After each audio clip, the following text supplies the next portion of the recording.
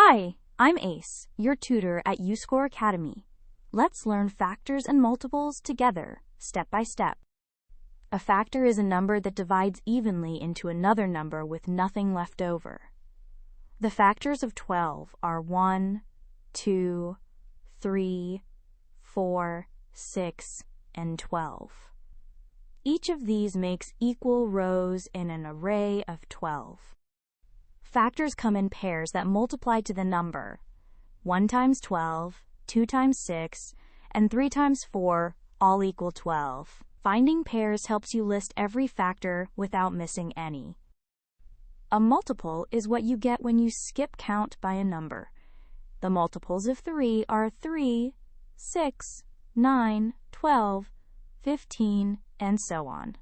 You can find multiples by multiplying by 1, 2, 3, and beyond. Let's check if 8 is a factor of 24. 24 divided by 8 is 3 with no remainder.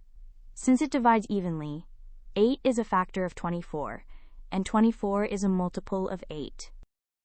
Factors divide a number evenly, and multiples come from skip counting. If a number is a factor of another, that other number is its multiple. Factors and multiples are two sides of the same idea. Great work!